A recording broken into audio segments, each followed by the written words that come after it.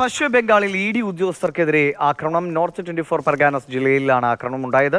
തൃണമൂൽ കോൺഗ്രസ് നേതാവിന്റെ വസതി റെയ്ഡ് ചെയ്യാനെത്തിയ ഉദ്യോഗസ്ഥർക്കാണ് ആക്രമണത്തിൽ പരിക്കുപറ്റിയത്. ബി ബാലഗോപാൽ വിവരങ്ങളുമായിട്ട്. ബാലഗോപാൽ, ഇപ്പോൾ ബംഗാളിലൊക്കെ ഇ.ഡി. റെയ്ഡുകൾ ഇടയ്ക്കിടയ്ക്ക് ഇങ്ങനെ നടന്നുകൊണ്ടിരിക്കുന്നതാണ്.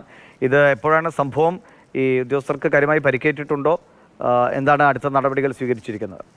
ഇന്ന് രാവിലെയാണ് ഇ.ഡി. ഉദ്യോഗസ്ഥർക്കെതിരെ പശ്ചിമ ബംഗാളിലെ നോർത്ത് 24 പർഗാനാസ് ജില്ലയിൽ ആക്രമണമുണ്ടായത്. റേഷൻ കുംഭകോണവുമായി ബന്ധപ്പെട്ട് ഈ തൃണമൂൽ കോൺഗ്രസിന്റെ ഒരു നേതാവിന്റെ വസതിയിൽ റെയ്ഡ് നടത്താൻ പോയ ഈ ഇ.ഡി. സംഘത്തിനെയാണ് ഈ തൃണമൂൽ കോൺഗ്രസ് പ്രവർത്തകർ തടയുകയും തുടർന്ന് അവർക്ക് നേരെ ആക്രമണം ഉണ്ടാകുകയും ചെയ്തത്.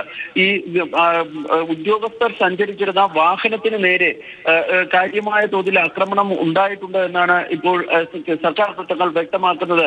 ഇതിൽ ചില ഉദ്യോഗസ്ഥർക്ക് പരിക്കേറ്റിട്ടുണ്ട് എന്നും ഇ.ഡി. വൃത്തങ്ങൾ അറിയിക്കുകയും ചെയ്തിട്ടുണ്ട്. പക്ഷെ പരിക്ക് എത്രത്തോളം ഗുരുതരമാണ് എന്ന കാര്യത്തിൽ വ്യക്തതയില്ല. ഏതായാലും ഇന്ന് രാവിലെ ആരംഭിക്കേണ്ടിയിരുന്ന റെയ്ഡിന്റെ പശ്ചാത്തലത്തിൽ